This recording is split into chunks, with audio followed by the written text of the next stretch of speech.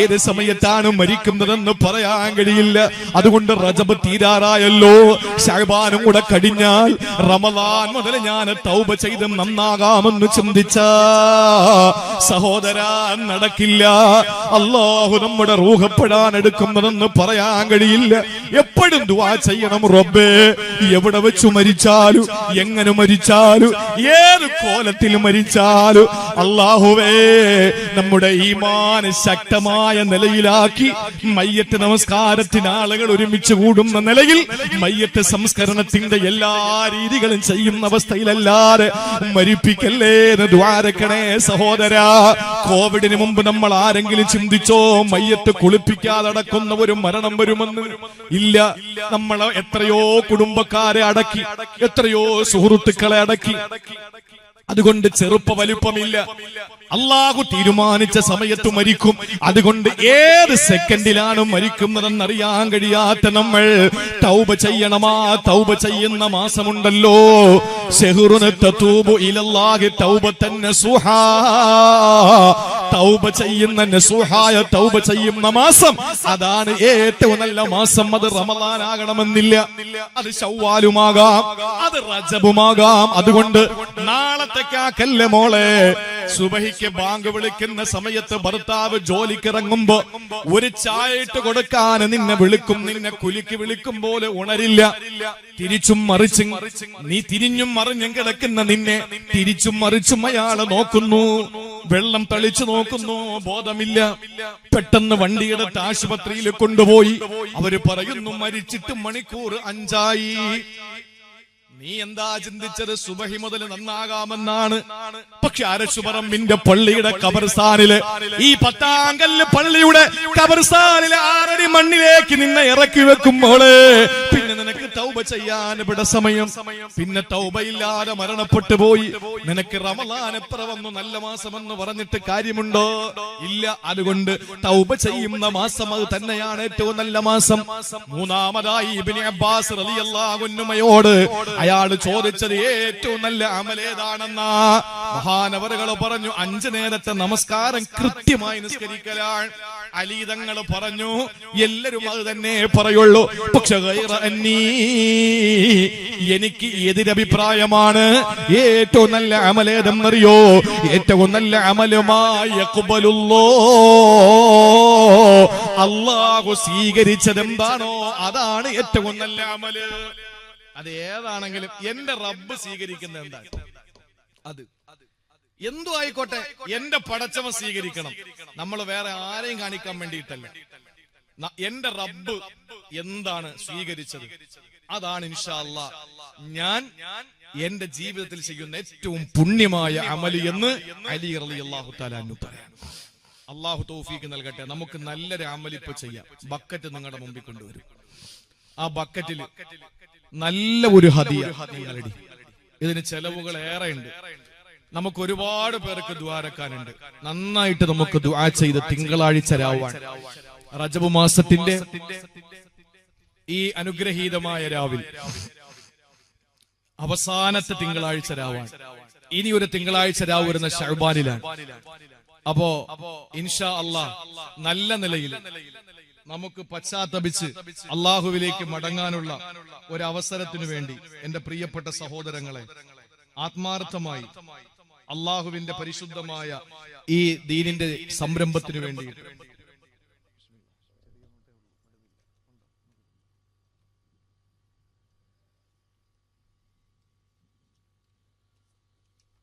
അള്ളാഹു ബർക്കത്ത് ചെയ്യട്ടെ.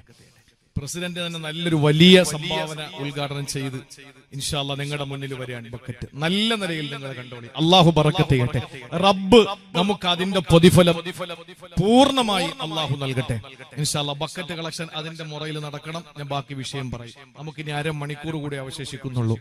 ഏറ്റവും നല്ല അമലെന്ന് പറഞ്ഞാൽ 5 നേരത്തെ നമസ്കാരം ആണ്. അതിൽ ആർക്കും അഭിപ്രായ വ്യത്യാസമില്ല. പക്ഷേ അത് അല്ലാഹ് സ്വീകരിച്ചില്ലെങ്കിൽ വല്ല കാര്യമുണ്ടോ? അല്ലാഹ് സ്വീകരിച്ചില്ല. ഈ 5 നേരത്തെ നമസ്കാരം അള്ളാഹു കബൂൽ ചെയ്തില്ല എന്നാ പിന്നെ അതിൽ വല്ല അർത്ഥമുണ്ടോ? എത്ര ആളുകളുടെ അമലുകൾ അള്ളാഹു സ്വീകരിക്കാതെ തള്ളിക്കളയുന്നറിയോ? നമ്മൾ വലിയ കാര്യത്തിൽ ഇവിടെ വലിയ വണ്ടിയൊക്കെ വിളിച്ചു കൊണ്ടുപോകാൻ വേണ്ടി തയ്യാറാക്കി വെച്ചിരിക്കാൻ. ഈ അമലുകളുമായിട്ട് നാളെ പടച്ചവന്റെ മുന്നിലേക്ക് എത്തുമ്പോ ഒരു പഴം തുണി വലിച്ചെറിയുന്നത് പോലെ അള്ളാഹു നമ്മുടെ നേരെ വലിച്ചൊരൊറ്റ ഏറ് വേണ്ട, നിന്റെ അമലുകൾ എനിക്കു വേണ്ട എന്ന് പറഞ്ഞാൽ ദുനിയാവും പോയി ആഖിറവും പോയി. അശറത്തുൽ മുബശ്ശിരീങ്ങളായ പ്രിയപ്പെട്ട സഹാബാക്കളിൽ 10 പേരും അവരുടെ ജീവിതത്തിന്റെ അവസാന പോയിന്റ് വരെയും അവർ കരച്ചിലായിരുന്നു. സ്വർഗം ഉറപ്പിക്കപ്പെട്ടവരല്ലേ അവർ, പക്ഷെ അവർ കരയും. എന്തെന്നറിയോ? എന്റെ 2 പാദങ്ങളും സ്വർഗത്തിൽ ഊന്നുന്നത് വരെ എനിക്ക് നിർഭയത്വമില്ല. എനിക്ക് എങ്ങനെ ഉറപ്പിക്കാൻ കഴിയും? എന്റെ റസൂല് പറഞ്ഞു എനിക്ക് ഉറപ്പാണ്, പക്ഷെ എന്റെ പ്രവർത്തനങ്ങൾ തെറ്റിപ്പോയാലോ? ആ ഒരു പേടിയാണ്. നമ്മുടെ അമലുകൾ അല്ലാഹു സ്വീകരിച്ചില്ല എങ്കിൽ നമ്മൾ ഇവിടെ കൊടുക്കുന്ന ധർമ്മം, ഇവിടെ ചെയ്യുന്ന ഇബാദത്തുകൾ, നമ്മൾ പിടിച്ച നോമ്പ്, നമ്മൾ യാത്ര ചെയ്ത ഹജ്ജ്, ഉംറ, ഇതൊക്കെ വിഫലമായില്ലേ? അതുകൊണ്ട് ചെയ്യുന്ന അമലുകൾ അല്ലാഹു സ്വീകരിക്കുന്നതിന് വേണ്ടിയിട്ട് പണിയെടുക്കണം. അതിനെന്താ മാർഗം എന്നറിയോ? ഇബ്രാഹിം നബി അലൈഹിസ്സലാം പറഞ്ഞു, നിങ്ങൾ ഏതൊരു അമല് ചെയ്താലും മാതൃകയാണ് നമുക്ക്. ഇബ്രാഹിം നബി നമ്മുടെ മുന്നിൽ ഏറ്റവും നല്ല മാതൃകയാണ്. ഒരു കാര്യം നമ്മൾ ചെയ്താൽ, ദാ ഇവിടെ മദ്രസ കെട്ടിടം, അതിന്റെ മനോഹരമായ ഉദ്ഘാടനം കഴിഞ്ഞു 1-ാം തീയതി തങ്ങളല്ലേ? ഈ മദ്രസ കെട്ടിടം ഉദ്ഘാടനം ചെയ്യുമ്പോ ഇമാമും ഇവിടുത്തെ പരിപാലന സമിതിയും ഉറക്കെ പറയേണ്ട ഒരു കാര്യമാണ്. ഇബ്രാഹിം നബി അലൈഹിസ്സലാം കരിമ്പടം പുറച്ച കറുത്ത സുന്ദരിയായ കഅബ ഷരീഫിന്റെ സമുദ്ഘാടനം നിർവഹിക്കുമ്പോ ഇബ്രാഹിം നബി ദുആ ചെയ്തു. വിശുദ്ധ ഖുർആൻ പറഞ്ഞതാണ്, റബ്ബനാ തഖബ്ബൽ മിന്നാ ഇന്നക അന്തസ് സമീഉൽ അലീം. അല്ലാഹുവേ, നീ കാണുന്നവനും കേൾക്കുന്നവനുമാണ്. അതെ, നീ കാണുന്നില്ലേ പടച്ചവനെ? എത്ര പാവപ്പെട്ട സഹോദരിമാരുടെ മാലയാണ്, എത്ര സഹോദരിമാരുടെ കഴുത്തിലെ കമ്മല, കഴുത്തിലെ മാലയ, കാതിലെ കമ്മല, കാലിലെ പാദസരമാണ്. അല്ലാഹുവേ, എത്ര സഹോദരിമാരുടെ വിരലുകളുടെ മോതിരമാണ്, എത്ര പാവപ്പെട്ട സഹോദരങ്ങൾ. എനിക്ക് ഇപ്പോഴും ഓർമ്മയുണ്ട്, ഞാനൊരു അവിടെ പ്രസംഗിക്കുമ്പോ ശ്രമദാനമായി ഇവിടെ പണിയെടുക്കാമെന്ന് പറഞ്ഞു അല്ലേ? പൈസ കൊടുക്കാൻ ഇല്ലാത്തതിന്റെ പേരില് എത്രയോ ആളിന്റെ പണി ചെയ്തോളാം എന്ന് പറഞ്ഞ സഹോദരൻ എനിക്ക് ഓർമ്മയുണ്ട്. വർഷങ്ങൾക്ക് മുമ്പ് ഹംസത്ത് എന്ന സഹോദരൻ. അതാണ് അങ്ങനെ പലരുടെയും വിയർപ്പ് കൊണ്ട് പടുത്തുയർത്തപ്പെട്ട ഈ സ്ഥാപനം. നീ കേൾക്കുന്നുണ്ട് അവരുടെ ഹൃദയത്തിന്റെ രോദനങ്ങൾ, നെഞ്ചിടിപ്പ് നീ കേൾക്കുന്നുണ്ട്. അല്ലാഹുവേ, ഈ നാട്ടിലെ പാവപ്പെട്ടവന്റെ പണമാണിത്. റബ്ബനാ തഖബ്ബൽ മിന്നാ, നീ സ്വീകരിക്കണം. ഇത് നീ സ്വീകരിച്ചില്ലെങ്കിൽ വെറും മദ്രസ കെട്ടിടം, വെറും ഓഡിറ്റോറിയം, വെറും ആളുകൾക്ക് വരുന്ന കോൺഫറൻസ് ഹാൾ, അല്ലാഹുവേ, ഇതിലൊരു അർത്ഥമില്ല. അവരുടെ സമ്പത്തിൽ ഒരു ഫലമില്ലാതായി പോകും. അതുകൊണ്ട് റബ്ബേ, ചോദിച്ചപ്പോ അവര് തന്നതാ, നീ സ്വീകരിക്കണം എന്ന ആത്മാർത്ഥമായ ദുആ ഇത് ഇതിന്റെ ഉത്തരവാദിത്തപ്പെട്ടവർക്ക് ഉണ്ടാകണം. കാരണം എന്താണെന്നറിയോ? നമ്മൾ ഏതൊരു കാര്യം ചെയ്താലും ആളുകളെ കാണിക്കാൻ വേണ്ടിയാകരുത്, ആളുകളെ കാണിക്കാൻ വേണ്ടിയാകരുത്, ആരെയും സുഖിപ്പിക്കാൻ വേണ്ടിയാകരുത്, ആരെയും ഭയന്നുകൊണ്ട് നമ്മളൊന്നും പറയാതിരിക്കുകയും അരുത്. നമ്മുടെ ജീവിതത്തിൽ ഇഖ്ലാസോടുകൂടി അല്ലാഹു എന്നെ സ്വീകരിച്ചാ മതി. ആര് പോയാലും നമുക്കെന്താ? ലോകത്ത് ആരെല്ലാം നമ്മളെ വിട്ടുപോയാലും എല്ലാരും നിന്നെ വിട്ട് തെറ്റിയകന്ന് പോയാലും ശരി ഇല്ലല്ലോ തെല്ലോ വിഷാദം കൂട്ടിനു നീങ്കിൽ. എല്ലാരും നിന്നെ വിട്ട് തെറ്റിയകന്ന് പോയാലും ശരി ഇല്ലല്ലോ തെല്ലോ വിഷാദം കൂട്ടിനു നീങ്കിൽ.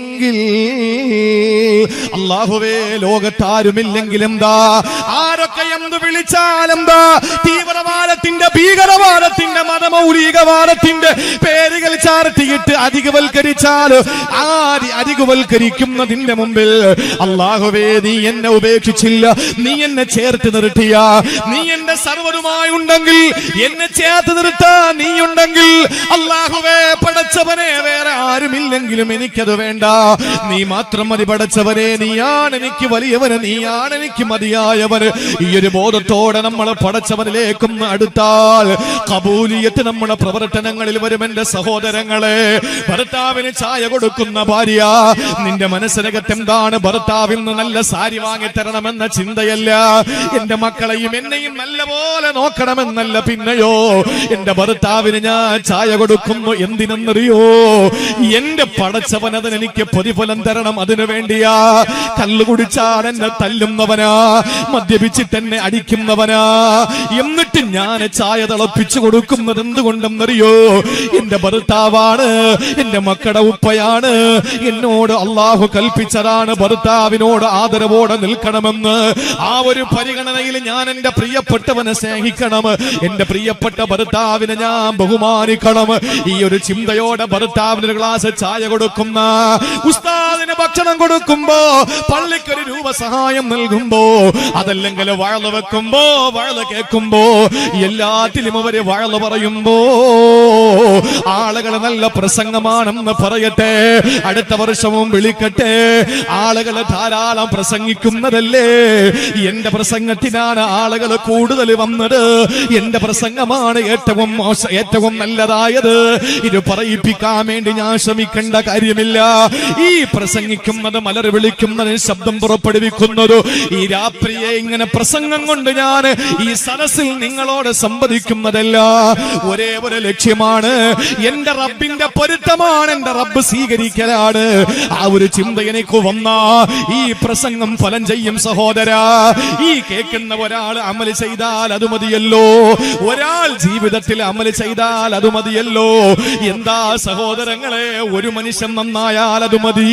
കാലം മോശമായി കൊണ്ടിരിക്കുമ്പോ ഒരാൾ ഈമാനിൽ അടിയുറച്ചു നിന്നാൽ, ലോകം എന്താ വെടിയൊച്ചകളുടെ നടുവിലല്ലേ.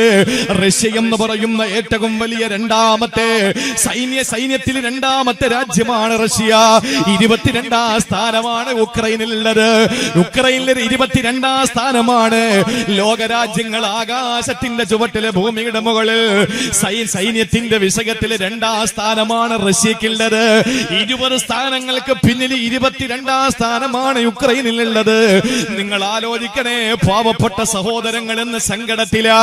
പാവപ്പെട്ട കേരളത്തിൽ നിന്ന് പഠിക്കാൻ പോയ MBBS കരസ്ഥമാക്കാൻ പോയ നമ്മുടെ സഹോദരിമാര് ഇന്ന് വെള്ളമില്ലാതെ വിഷമിക്കുകയാണ്, ഭക്ഷണമില്ലാതെ വിഷമിക്കുകയാ.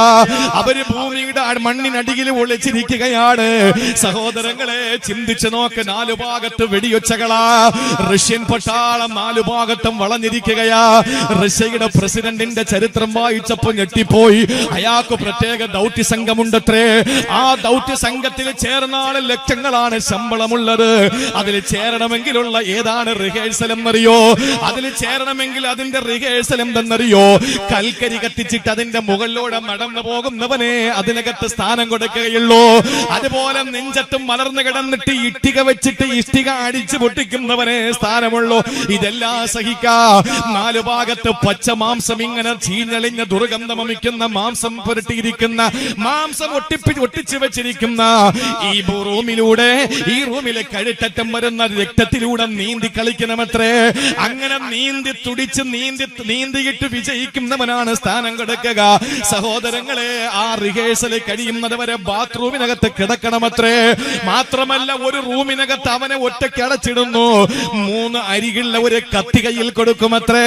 എന്നിട്ടൊരു പേ പിടിച്ച നായയെ കൂടി റൂമിനകത്താക്കി കൊടുക്കും. ഒന്നുകിൽ ആ നായയെ, ആ പേപ്പട്ടിയെ നിന്റെ കയ്യിരിക്കുന്ന കത്തി കൊണ്ട് കുത്തിക്കൊന്നിട്ട് നീ രക്ഷപ്പെട്ട് പുറത്തു വരണം, ഇല്ലെങ്കിൽ പേപ്പട്ടിയുടെ വായിലകപ്പെട്ട് നീ കൊല്ലപ്പെടണം. ഇതാണ് റഷ്യൻ പട്ടാളത്തിന്റെ പ്രത്യേക ദൗത്യ സംഘത്തിന്റെ ഡ്യൂട്ടി. എത്രേ ഈ റിഹേഴ്സൽ പാസ്സാകുമ്പോഴാണ് പ്രത്യേക ദൗത്യസേനയിൽ ചേരുന്നത്. അങ്ങനത്തെ ദൗത്യസേനയാണ് ഉക്രൈനിലെ പാവപ്പെട്ട സഹോദരങ്ങൾ ആക്രമിക്കുന്നത്. നമുക്ക് വർഗീയതയിൽ നമുക്ക് ഒരിക്കലും രാജിയാകാൻ കഴിയില്ല. ഭീകരവാദത്തോടെ രാജിയാകാൻ കഴിയില്ല. ഇവിടെ പാവപ്പെട്ട ഫലസ്തീന്റെ മക്കളെ, ഇറാഖിലെ മക്കളെ, പാവപ്പെട്ട മുസ്ലിം മക്കളെ കൊന്നൊടുക്കിയപ്പോ കൈകൊട്ടി ചിരിച്ചവരാണ്. പക്ഷേ നമുക്കതിന് കഴിയില്ലടോ, നമ്മുടെ മനസ്സിനകത്ത് കഴിയില്ല. നിങ്ങൾ ഇങ്ങനെ ആക്രമിക്കപ്പെടുമ്പോ നമുക്കതിനെതിരെ ചിരിക്കാൻ കഴിയില്ല. കാരുണ്യത്തിന്റെ പ്രവാചകൻ അത് പഠിപ്പിച്ചിട്ടില്ല. ഞങ്ങളുടെ പൊന്നുമക്കൾ പിടഞ്ഞപ്പോ, ഞങ്ങളുടെ പൊന്നുമക്കളുടെ ഉപ്പമാടെ മുമ്പിൽ പാവപ്പെട്ട പൊന്നുമക്കളും വിതുമ്പിയപ്പോ നിങ്ങൾ പൊട്ടിച്ചിരിച്ചില്ലേ? ഇസ്ലാമിനെ ലോകരാജ്യത്ത് മുഴുവനും ലോകത്തിലെ ഏറ്റവും വലിയ വർഗീയതയുടെ വിഷം ചാർത്തിയിട്ട് നിറം ചാർത്തിയിട്ട് വർഗീയവൽക്കരിച്ചപ്പോൾ കണ്ടില്ലേ? ക്രൈസ്തവ രാജ്യങ്ങളാ മുഴുവനും ആക്രമിക്കുന്നത്. ജൂതരാഷ്ട്രമാണ് കലാപങ്ങൾ അടിച്ചുവിടുന്നത്.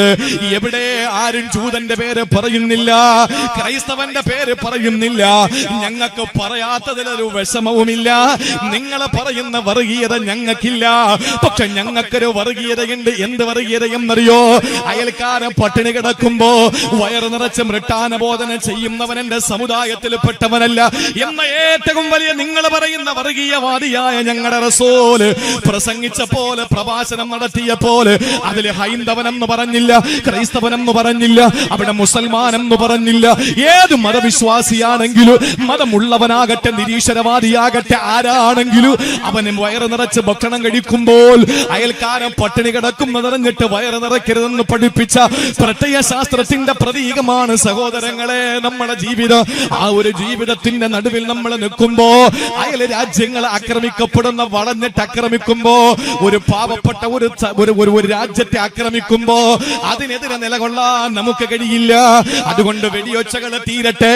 ഇവിടെ സർവ്വതും വെന്തരിയുന്ന സന്ദർഭത്തിൽ എല്ലാം അവസാനിക്കട്ടെ. രണ്ടുപേരെ തമ്മിലുള്ള ഈഗോ ഉണ്ടല്ലോ. പാവപ്പെട്ട ആളുകളെയാ കൊന്നെടുക്കുന്നത്, പാവപ്പെട്ട പൊന്നുമക്കളാ പലായനം ചെയ്യുന്നത്, അഭയാർത്ഥികളാകുന്നത്. സഹോദരിമാരെ, നിങ്ങളുടെ പൊന്നുമക്കൾ നിങ്ങളുടെ റൂമിനകത്ത് കിടക്കുകയാണല്ലോ. എന്നാൽ കേരളത്തിൽ നിന്ന് പഠിക്കാൻ പോയ, ഇന്ത്യയിൽ നിന്ന് പഠിക്കാൻ പോയ, മറ്റ് രാജ്യങ്ങളിൽ നിന്ന് പഠിക്കാൻ പോയ, ഉക്രൈനിൽ പഠിക്കാൻ പോയ പാവപ്പെട്ട മക്കളുണ്ടല്ലോ. അവരുടെ അവസ്ഥ എന്താകുമെന്നറിയാതെ വിതുമ്പുന്ന മാതാപിതാക്കളുണ്ട്. ഒരു സഹോദരനെ വിളിച്ചിട്ട് പറഞ്ഞു, എറണാകുളം ജില്ലയിലെ ആ സഹോദരന്റെ ഭാര്യയുടെ മാമാടെ മോള് ഭക്ഷണമില്ലാതെ വിഷമിക്കത്തത്രേ. അല്ലാഹുവേ, പടച്ചവനെ, ഇങ്ങനെയുള്ള ബുദ്ധിമുട്ടുകളിൽ നിന്ന് നമ്മുടെ പ്രിയപ്പെട്ടവരെ കാക്കണേ അല്ലാ. എല്ലാ പ്രതിസന്ധികളും മാറ്റണേ അല്ലാ. യുദ്ധവെറിയന്മാരെ പടച്ചവനെ നീ പിടിച്ചു കെട്ടണേ അല്ലാ. കലാപകാരികളെ പിടിച്ചു കെട്ടണേ അല്ലാ. അതുകൊണ്ട് സഹോദരങ്ങളെ, കാലഘട്ടം വളരെ മോശമായി കൊണ്ടിരിക്കുമ്പോ അതിന്റെ നടുവിൽ നിന്നുകൊണ്ട് നമുക്ക് പറയാം, ഏറ്റവും നല്ല അമലേതാണ്, ഏറ്റവും നല്ല അമലേതാണ്. ഒരു പ്രവൃത്തി ഞാൻ ചെയ്യുമ്പോ അത് മെഡിക്കിന് വേണ്ടിയാകരുത്, അല്ലാഹുവിനെ കാണിക്കാൻ വേണ്ടിയാകണം. സത്യത്തിന് കൂടെ നിൽക്കണം, സത്യത്തിന് വേണ്ടി നിൽക്കണം. ആരെ സുഖിപ്പിക്കാൻ വേണ്ടിയാകരുത്, ആരെ സുഖിപ്പിക്കാനാകരുത്. ദീനിന്റെ സംരക്ഷണത്തിന് വേണ്ടിയിട്ട് നമ്മുടെ സഹോദര സമുദായത്തിലുള്ള ആളുകളുടെ അവരുടെ വിശപ്പ് മാറ്റുന്നതിനു വേണ്ടി നമുക്ക് പണിയെടുക്കേണ്ടതുണ്ട് സഹോദരങ്ങളെ. എല്ലാ വർഗീയ തിമിരം ബാധിച്ച, വർഗീയ വിഷം വിതയ്ക്കുന്ന ആളുകളുടെ നടുവിൽ നമ്മുടെ പ്രിയപ്പെട്ടവരെ നമുക്ക് രക്ഷപ്പെടുത്തേണ്ടതുണ്ട്. ലോകത്തിന്റെ നാനാഭാഗങ്ങളിൽ ഇന്ന് കലാപങ്ങൾ അഴിച്ചുവിടുന്നു. ഞാൻ പറഞ്ഞല്ലോ, നമ്മുടെ ബീഹാറിലെ ഒരു പാവപ്പെട്ട ഒരു സഹോദരനാണ് ഖലീലുർ റഹ്മാൻ എന്ന സഹോദരൻ. ആ പാവപ്പെട്ട സഹോദരൻ നമ്മൾ കരുതുന്നത് പോലെയല്ല. നമ്മളിവിടെ നമ്മുടെ പണിക്ക് വിളിച്ചുകൊണ്ട് വരുമ്പോ എത്ര ബീഹാരികൾ കാണും, എത്ര ബംഗാളികൾ കാണും, എത്ര ആസാമികൾ കാണും. നിങ്ങൾക്കറിയോ അതിൽ എത്ര ഹാഫിലിങ്ങൾ ഉണ്ടെന്ന്? സുന്ദരമായി ഖിറാഅത്ത് നടത്തുന്ന, സുന്ദരമായി വിശുദ്ധ ഖുർആൻ ഹിഫ്ള് ചെയ്ത് ഏത് രാത്രി, ഏത് ഘട്ടത്തിൽ, ഏത് അധ്യായത്തിന്റെ ഏതായിട്ട് ചോദിച്ചാലും പറയുന്ന നല്ല ഒന്നാന്തര ഹാഫിലിങ്ങളുണ്ട്. നമ്മുടെ വീട്ടിലും മണലരിക്കാൻ വരുന്നവരിൽ നമുക്കറിയില്ല. അവർ ഒരു നേരത്തെ ഭക്ഷണത്തിന് വകയില്ലാതെ വിഷമിക്കുമ്പോ അയൽ സംസ്ഥാനമെന്ന് പൊതുവെ പറയപ്പെടുകയും കോവിഡ് കാലഘട്ടത്തിൽ അതിന് അല്പം പൊടിയും തൊങ്ങലും ഒക്കെ ചേർത്തിട്ട് അതിഥി തൊഴിലാളികൾ എന്ന് പറഞ്ഞിട്ട് നമ്മൾ അതിനെ മനോഹരമാക്കിയ ആ പ്രിയപ്പെട്ട സഹോദരങ്ങളുണ്ടല്ലോ.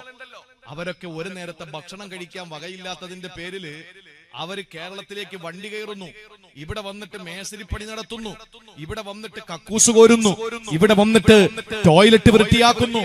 അവരിൽ എത്ര പേര് ഹാഫിലിങ്ങൾ ഉണ്ടെന്നറിയോ? ബീഹാറിൽ ഒരു പാവപ്പെട്ട സഹോദരൻ ഖലീൽ എന്ന് പറയുന്ന സഹോദരനെ പിടിച്ചുകൊണ്ടുപോയി. അവനോട് 16-ാം തീയതി അവന്റെ തിരോധാനം, 16-ാം തീയതി കാണാതെയാകുന്നു. ബന്ധുക്കൾ പോലീസിൽ കേസ് രജിസ്റ്റർ ചെയ്തു. 19-ാം തീയതി 18-ാം തീയതി ആ സഹോദരന്റെ ഫോണിൽ നിന്ന് ബന്ധുക്കൾക്ക് കോൾ വരുന്നു. അവർ വളരെ സന്തോഷത്തോടു കൂടി 16-ാം തീയതി നഷ്ടപ്പെട്ടു പോയ തങ്ങളുടെ പ്രിയപ്പെട്ടവൻ വിളിക്കുകയാണല്ലോ, ഓടിച്ചെന്ന് ഫോൺ അറ്റൻഡ് ചെയ്തു. ആ സമയത്താണ് മറുഭാഗത്ത് നിൽക്കുന്ന ആള് പറയുന്നു, ഇന്ന ആളിന്റെ ബന്ധുക്കളല്ലേ? അതെ. എന്തു പറ്റി? 5 ലക്ഷം രൂപ തന്നാൽ ആളിനെ വിട്ടു തന്നേക്കാം, അതല്ലെങ്കിൽ അവന്റെ കിഡ്നി ഞങ്ങൾ എടുത്തിട്ട് വെക്കും. പൈസക്ക് വേണ്ടി എന്നും ചെയ്യുന്നൊരു സമൂഹം. ആലോചിച്ച് നോക്കൂ. എടാ, തൊണ്ടയ്ക്ക് താഴെ ഇറങ്ങിയ മലമല്ലേ? തൊണ്ടയ്ക്ക് താഴെ ഇറങ്ങിയാൽ മലമല്ലേ? ഇതിപ്പോ സയൻസ് വിദഗ്ധരൊക്കെ ഉണ്ട് ഈ പ്രസംഗം ഇങ്ങനെ വാച്ച് ചെയ്തുകൊണ്ടിരിക്കുക. കാരണം നാളെ പറയും, ഒരു വൻകുടലിൽ കയറി ചെറുകുടലിലൂടെ ആമാശയത്തിൽ വന്ന് അതിന്റെ പ്രക്രിയകൾ ചെയ്യുമ്പോഴല്ലേ അത് മലമാവുകയുള്ളൂ എന്നൊക്കെ പറഞ്ഞ് നാളെ കാണാം കമന്റുകൾ. അതൊക്കെ അവരുടെ ഡ്യൂട്ടിയാണ്, അവരെ ചെയ്തോട്ടെ. ഞാൻ പറയുന്നത്, തൊണ്ടയ്ക്ക് താഴെ ഇറങ്ങിയാൽ അത് വിസർജ്യമാണ്. ഒരുപാട് ഉണ്ടാക്കി എന്ന് പറഞ്ഞിട്ട് 4 നേരം തിന്നാൻ പറ്റുമോ? 3 നേരമല്ലേ തിന്നാൻ പറ്റുള്ളൂ. 7-8 മണിക്കൂറല്ലേ ഉറങ്ങാൻ പറ്റുള്ളൂ. നമുക്ക് കൂടുതൽ ഉണ്ടാക്കിയിട്ട് എന്ത് ചെയ്യാനാ? നമ്മൾ ഒരുപാട് സമ്പാദിച്ചിട്ട് എന്ത് ചെയ്യാനാ? ഈ ലോകത്ത് ഇന്ന് മനുഷ്യന്റെ സമ്പത്ത് മുഴുവനും പിടിച്ചെടുത്തിട്ട് ഈ പിടിച്ചെടുക്കപ്പെട്ട സമ്പാദ്യം മുഴുവനും അവരുടെ ചില മച്ചമ്പിമാർക്ക് വീതിച്ചു കൊടുത്തിട്ട് ഈ രാജ്യത്തെ പാവപ്പെട്ടവന് ഒരു നേരത്തെ ഭക്ഷണം കഴിക്കാൻ വകയില്ലാതെ ഇന്നും പെടാപ്പാടുപെടുന്ന ഒരു സമൂഹത്തിലെ ഒരു പ്രതിനിധിയെ പിടിച്ചിട്ട് അവനോട് ചോദിക്കുകയാണ്, 5 ലക്ഷം രൂപ തന്നാൽ വിട്ടു തന്നേക്കാം, ഇല്ലെങ്കിൽ അവന്റെ കിഡ്നി ഞങ്ങൾ എടുക്കുമെന്ന്. എവിടെ നിന്ന് ഒപ്പിച്ചു കൊടുക്കാനാ? ഇനി ആ 5 ലക്ഷം രൂപ കളക്ട് ചെയ്താൽ എവിടെ കൊണ്ട് കൊടുക്കാനാ? Phone switch off. 19-ാം തീയതി ഒരു നദിയുടെ കരയിൽ ആ പാവപ്പെട്ട സഹോദരന്റെ മൃതദേഹം കുഴിച്ചിട്ടിരിക്കുന്നു. എങ്ങനെ കുഴിച്ചിട്ടിരിക്കുന്നു? ശരീരം മുഴുവനും ഉപ്പ് വിതറി, എന്നിട്ട് പെട്രോൾ ഒഴിച്ചിട്ട് ആ സഹോദരനെ കത്തിച്ചിരിക്കുന്നു. അവനെ കൊല്ലുന്നതിന് തൊട്ടു മുമ്പ് അക്രമകാരികൾ അവനോട് ചോദിച്ചത്, മറ്റൊരു അക്രമകാരി വീഡിയോ എടുത്തിരിക്കുന്നു, ചോദിക്കുന്ന ചോദ്യം ഇതാണ്, നിന്റെ ഖുർആനിൽ എവിടെയാടാ പോപ്പിറച്ചി തിന്നാൻ പറഞ്ഞിട്ടുള്ളത് എന്ന്. ഇതെവിടത്തെ കഥയായി പറയുന്നത്? ബീഹാർ എന്ന് പറയുന്ന ഇന്ത്യ രാജ്യത്തിന്റെ ഒരു സ്റ്റേറ്റിലെ ഒരു കഥ പറയുകയാണ്. എപ്പോഴത്തെ കഥയാണ്? ഒരാഴ്ചക്ക് മുമ്പുള്ള കഥ. ഖലീൽ എന്ന സഹോദരനെ പിടിച്ചു നിർത്തിയിട്ട്, നിന്റെ ഖുർആനിൽ എവിടെയാടാ പോപ്പിറച്ചി കഴിക്കാനുള്ള അനുവാദമുള്ളത് പറയടാ എന്ന് പറഞ്ഞിട്ട് അവനെ ആക്രമിച്ചു കൊല്ലുന്നു. ഇതിനിടയിൽ എന്റെ പ്രിയപ്പെട്ട സഹോദരങ്ങളെ, ഒരു നിമിഷം ഒന്ന് ചിന്തിച്ചു നോക്ക്. ആളുകളെ കാണിക്കാൻ വേണ്ടിയിട്ടെങ്കിലും അരവരിയിൽ ഒരു ചെറിയ പ്രതിഷേധത്തിന്റെ കുറിപ്പ് കൊടുക്കാൻ നമ്മുടെ രാജ്യത്തിന്റെ അധികാരികൾക്ക് കഴിയാതെ പോകുന്നു. മനുഷ്യരാണ്, നിങ്ങളൊന്ന് ചിന്തിക്കണം. മനുഷ്യരാണ്. എക്കാലവും അള്ളാഹു ഇങ്ങനെ ആരെയും നിലനിർത്തൂല.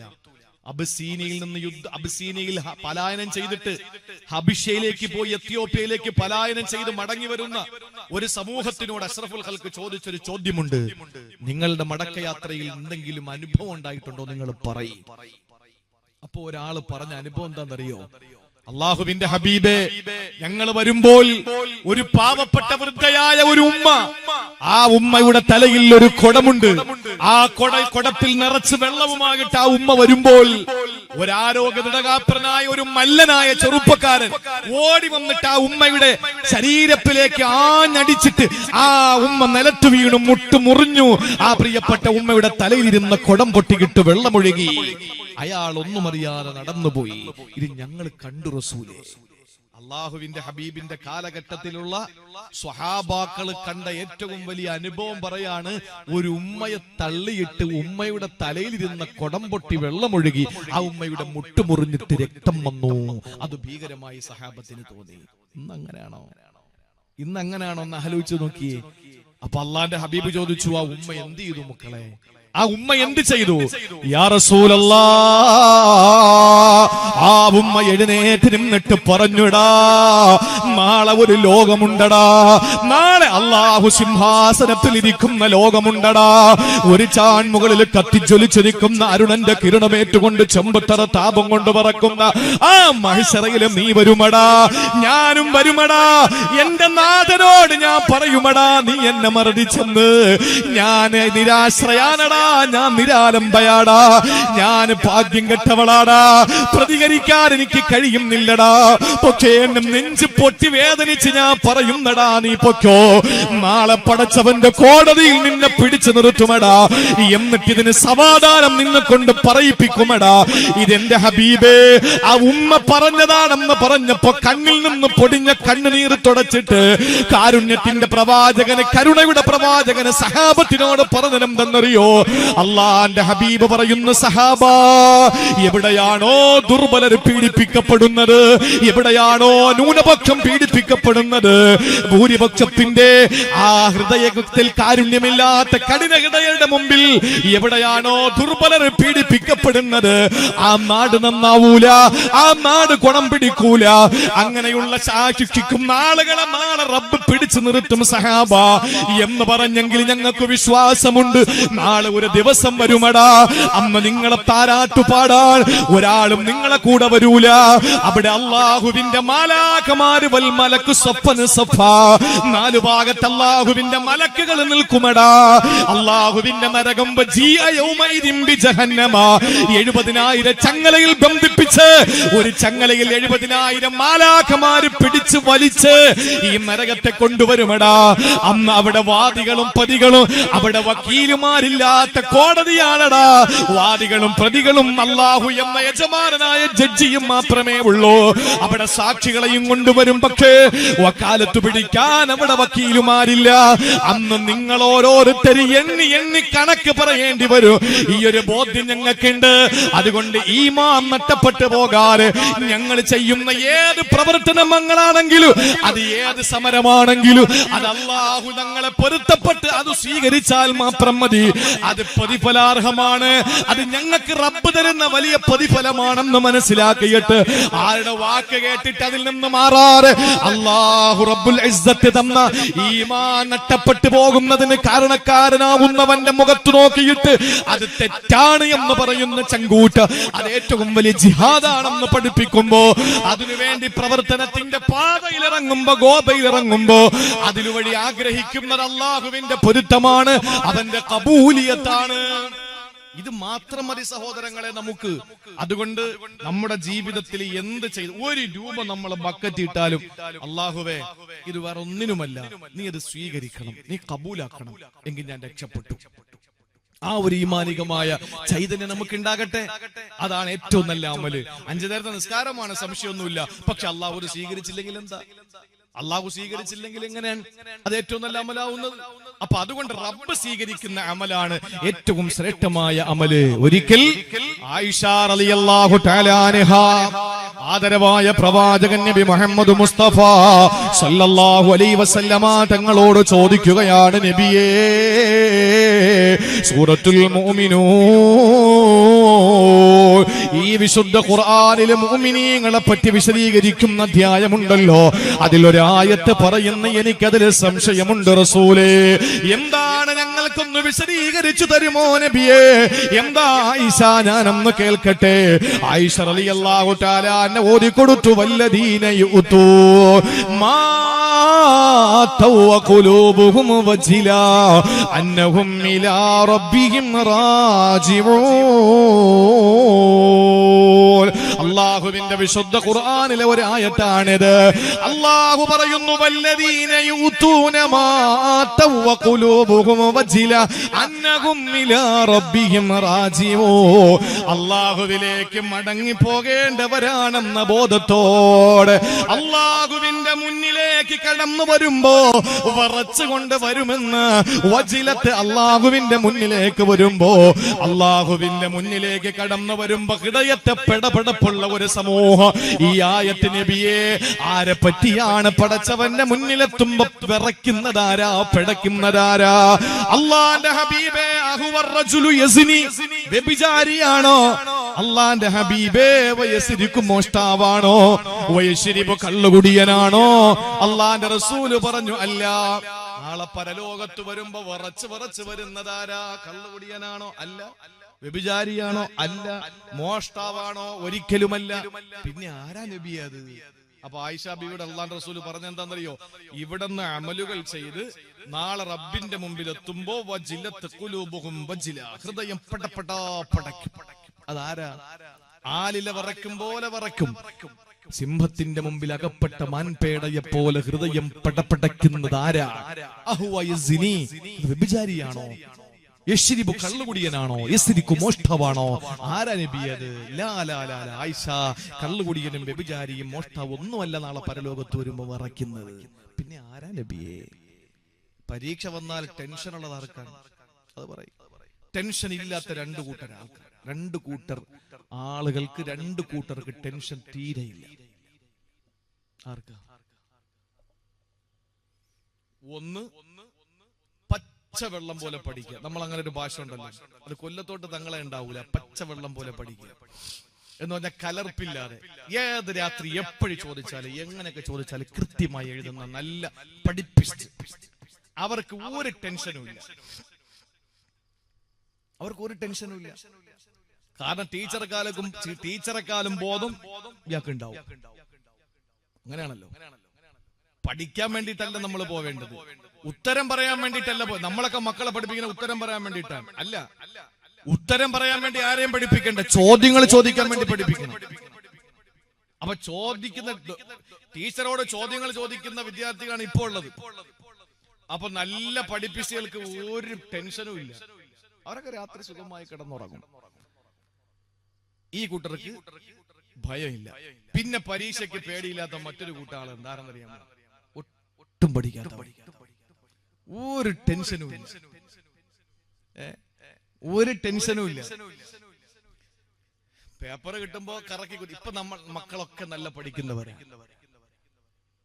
പണ്ട് കാലങ്ങളിലൊക്കെ നമ്മൾ പഠിക്കുമ്പോ നമ്മുടെയൊക്കെ അവസ്ഥ എന്ന് പറഞ്ഞാൽ ക്വസ്റ്റ്യൻ വേർഡ് കളഞ്ഞിട്ട് ബാക്കി മൊത്തം എഴുതി വെക്കും. പേപ്പർ നിറയ്ക്കണമല്ലോ. നമ്മളൊക്കെ എണീറ്റ് രണ്ടാമതൊരു പേപ്പർ ചോദിച്ച ടീച്ചർമാര് ചിരിക്കുമായിരുന്നു, പടം വരയ്ക്കാനാണ് ചോദിച്ചിട്ട്.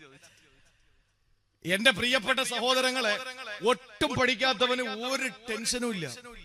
ആർക്കാ ടെൻഷൻ എന്നറിയോ? ഇതിന്റെ മിഡിൽ ലെവലിലുള്ള ആളുകൾക്ക്. അവർക്ക് എന്താ ടെൻഷൻ? അല്ലാഹുവേ, പഠിച്ചത് വരുവോ? വന്നാൽ തന്നെ മുറിയാതെ എഴുതാൻ പറ്റുമോ? എഴുതിയാൽ തന്നെ അത് പൂർണ്ണമാക്കാൻ പറ്റുമോ? ഇനി പൂർണ്ണമായി എഴുതിയാൽ തന്നെ അതിന് മാർക്ക് കിട്ടുമോ? മാർക്ക് കിട്ടിയാൽ തന്നെ എനിക്ക് A+ കിട്ടുമോ? ഈ ടെൻഷൻ ആർക്കാ? മിഡിൽ ലെവലിൽ പഠിക്കുന്നവർക്ക്. കള്ളുകുടിയന് എന്ത് പേടി? ഈ ചവിട്ട ഇല്ലാതെ തന്നെ അവിടെയും വരും, ഒരു സംശയമില്ല. ഇതേ കോലത്തിൽ വരും. പലിശക്കാരന് എന്ത് പേടി? പാവപ്പെട്ടവന്റെ ചോരയും നീരിലും മുങ്ങിക്കുളിക്കുന്ന സാമ്രാജ്യങ്ങൾ കെട്ടിപ്പടുത്തിയിട്ട് തന്റെ കൊടവയറ് തടകിയിട്ട് മിതപ്പലിശയെന്നും അമിതപ്പലിശയെന്നും വട്ടിപ്പലിശയെന്നും പറഞ്ഞ് പലിശയ്ക്ക് പണം എഴുതിയെടുത്തിട്ട് പാവപ്പെട്ടവന് 1000 രൂപ മകളെ ആശുപത്രിയിൽ കൊണ്ടുപോകേണ്ട ഗതികേട് വരുമ്പോൾ 1000 രൂപ എറിഞ്ഞിട്ട് 1100 തിരിച്ചു പിടിക്കുന്ന നാണം കെട്ട പലിശ വാങ്ങുന്ന പലിശഭോജികളായ ധിക്കാരികളായ പലിശ എന്ന് പറഞ്ഞാൽ എന്റെ പ്രിയപ്പെട്ടവരെ, ഗൗരവത്തിൽ നിങ്ങൾ മനസ്സിലാക്കണം. 77 ശാഖയുണ്ട് എന്ന് പറയുമ്പോൾ ആ 77 ശാഖയിൽ ഒരു ശാഖ, ഏറ്റവും മുകളിലത്തെ ശാഖ എന്ന് പറയുന്നത് അള്ളാഹുവിന്റെ പരിശുദ്ധമായ ദീൻ നമ്മെ പഠിപ്പിച്ചത് 70-ൽ-അധികം ശാഖകളുണ്ട് പലിശയ്ക്ക് അല്ലാഹു കൊടുക്കുന്ന ശിക്ഷ. ഈ 70-ൽ ഏറ്റവും ലഘുവായ പലിശയ്ക്ക് അല്ലാഹു കൊടുക്കുന്ന ശിക്ഷ എന്തെന്നറിയോ? എഴുതി വെച്ചോ, പഠിച്ചു വെച്ചോ, ഓർത്തു വെച്ചോ, മനസ്സിൽ കുറിച്ചു വെച്ചോ. പലിശക്കാരന് 70-ൽ ചില്ലുവാനം വരുന്ന ശാഖകളുണ്ട്. ഏറ്റവും ചെറിയ ശാഖയ്ക്ക് അല്ലാഹു കൊടുക്കുന്ന ശിക്ഷ സ്വന്തം മാതാവിനെ വ്യഭിചരിക്കുന്നവന് കൊടുക്കുന്ന ശിക്ഷയാ. എന്തർത്ഥം പറയാനായതില്, എന്ത് വ്യാകരണം പറയാനായതില്, എന്ത് തഫ്സീർ പറയാനായതില്, എന്തായതിലും മേൽവിലാസം പറയുക. ഇത് ഇത്രയും പഠിച്ചു വെച്ചിട്ട് പാവപ്പെട്ടവന്റെ ചോരയും നീരും കൊടുത്തിട്ട് യക്ഷികളെ പോലെ പാവപ്പെട്ടവന്റെ ചോര ഊട്ടിക്കുടിക്കുന്ന മക്കൾക്ക് വയറ് നിറച്ച് ഭക്ഷണം കൊടുക്കുന്ന ഈ സമുദായത്തിൽ പലിശ വാങ്ങി ജീവിക്കുന്നവനോട് പറയാനുള്ളത്, പലിശക്കാരാ, നാളെ പരലോകത്ത് നീ പേടിക്കേണ്ടി വരില്ല. നീ കിടക്കേണ്ടി വരുന്നത് കത്തിയാളുന്ന നരകത്തിന്റെ ഭീകരമായ കുണ്ടിലേക്കാ നീ പോവുക. ഒരു സംശയവും അക്കാര്യത്തിൽ വേണ്ട. ആ കുണ്ടിലേക്ക് നീ ആപതിക്കപ്പെടും. നീ ആ കുണ്ടിലേക്ക് നീ നീന്തി തുടിക്കുന്നത് വെറുതെ പറഞ്ഞതല്ല. അഷ്റഫുൽ ഖൽഖ് സല്ലല്ലാഹു അലൈഹി വസല്ലമ തങ്ങള് നേരിട്ട് കണ്ട അനുഭവങ്ങൾക്ക് പുറമെ സ്വപ്നത്തിലൂടെ അറിയിക്കപ്പെട്ട ചില വിശദീകരണങ്ങളിൽ ഹദീസിന്റെ ഗ്രന്ഥങ്ങളിൽ കാണാൻ കഴിയുന്നു. രക്തപ്പുഴയിൽ ഒരാൾ നീന്തുന്നു. അയാളെ കരയിലേക്ക് കയറാൻ വേണ്ടി അടുക്കുമ്പോ, കരയിലേക്ക് കയറാൻ വേണ്ടി വരുമ്പോ പുറത്ത് നിൽക്കുന്ന ആള് കരിങ്കല്ല് കൊണ്ട് അയാളെ എറിയുന്നു. അയാൾ വീണ്ടും നേരെ രക്തപ്പുഴയിൽ ചെന്ന് വീഴുന്നു. വീണ്ടും അയാൾ നീന്തി കയറാൻ ശ്രമിക്കുന്നു. അയാളെ വീണ്ടും കല്ലെറിയുന്നു. ആരാ ജിബ്രീലേ ഇത്? ആ കിടക്കുന്നവൻ പലിശക്കാരനാണ്. ആ പാവപ്പെട്ട കരയിൽ നിന്ന് കല്ലെറിയുന്ന മലക്ക്, ആ മലക്ക് അവനെ കരയിലേക്ക് കയറ്റാതെ കല്ലെറിയുന്നത് ചോരപ്പുഴയിൽ അവൻ മുങ്ങുകയാണ്. അവൻ നീന്തി കയറാൻ ശ്രമിക്കുന്നുണ്ട്. എന്താ ജിബ്രീലേ ഈ ചോരപ്പുഴയിൽ അവൻ മുങ്ങാൻ കാരണം? അഷ്റഫുൽ ഖൽക്കിനോട് പറയുന്നു, പാവപ്പെട്ടവന്റെ ചോര ഊറ്റിയല്ലേ യക്ഷികളെ പോലെ അവൻ കുടിച്ചത് ഭൂമിയിൽ, അതുകൊണ്ടാണ്. പലിശ വാങ്ങുന്നവരാണ്. സമയത്ത് കൊടുത്തില്ലെങ്കിൽ ഹദീസ് ഇങ്ങനെ തുളുമ്പും. ഹദീസ് ചാടുക, ഉടനെ പലിശക്കാരന്റെ വായന ഹദീസുകൾ വരെയല്ലേ. എടാ മുനാഫിക്കിന്റെ സ്വഭാവം കാണിക്കുന്ന പറഞ്ഞ വാക്ക് പാലിക്കണ്ടേ? ആരാ ചോദിക്കുന്നത്? പലിശയുടെ പണം പിറ്റേ ദിവസമായി പോയാൽ. ഹദീസുകൾക്കൊന്നും ഒരൊട്ടും കുറവില്ല. ഈ നിലയിലേക്ക് നമ്മുടെ സമൂഹം എത്തപ്പെടുമ്പോൾ എന്റെ പ്രിയപ്പെട്ട സഹോദരങ്ങളെ, ജീവിതത്തിൽ നാം മനസ്സിലാക്കുക, പലിശക്കാരനും ഒരു ഭയവും ഇല്ല. കാരണം അവൻ നരകത്തിൽ തന്നെ.